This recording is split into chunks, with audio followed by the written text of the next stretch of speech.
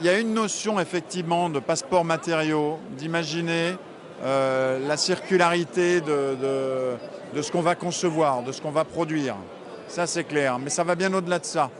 C'est aussi imaginer le cycle de vie des utilisateurs. Et ça c'est très important pour nous. C'est à la fois le cycle de vie du bâtiment, comment on va le concevoir pour qu'il puisse au cours de sa vie être recyclé, réemployé, en tout cas une grande partie de ses composantes, mais c'est aussi la manière dont les gens vont évoluer à l'intérieur. Il n'y a pas simplement le côté technique du bâtiment, il y a aussi le côté humain, usage, confort.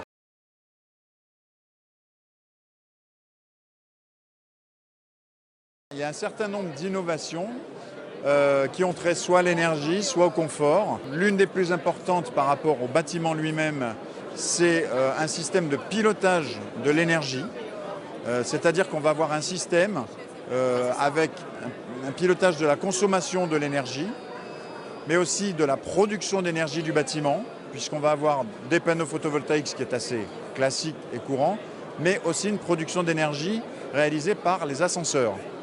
Et troisièmement, un système de stockage d'énergie, où là on va réutiliser des batteries de véhicules électriques. Et on a d'autres innovations qui ont trait plus à l'usage.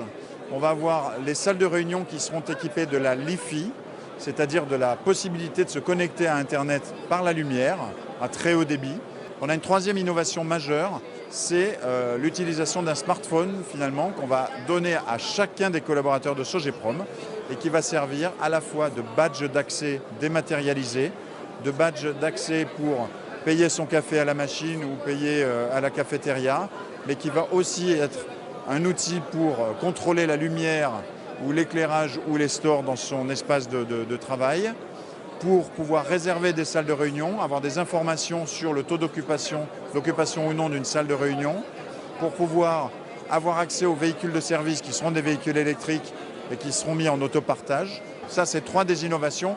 En tout, il y en a une douzaine, mais qui vont toujours dans le sens soit de l'amélioration de la valeur de l'actif immobilier, ce qui est important pour le propriétaire de l'immeuble, primonial à qui on vend l'immeuble, mais aussi qui ont pour objet l'amélioration de la valeur d'usage, puisque dans notre philosophie, on remet l'utilisateur au cœur de son milieu de vie.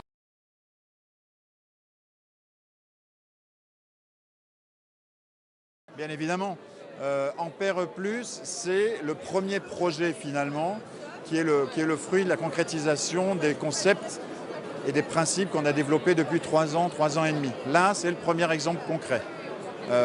Mais c'est à la fois la vitrine de notre savoir-faire et en même temps un laboratoire d'expérimentation. Mais on est déjà en train de travailler sur l'avenir et d'intégrer des innovations présentes sur Ampère ou pas forcément, et de nouvelles innovations qu'on développe avec des industriels ou avec des startups sur les projets qu'on développe dorénavant pour l'avenir, bien sûr.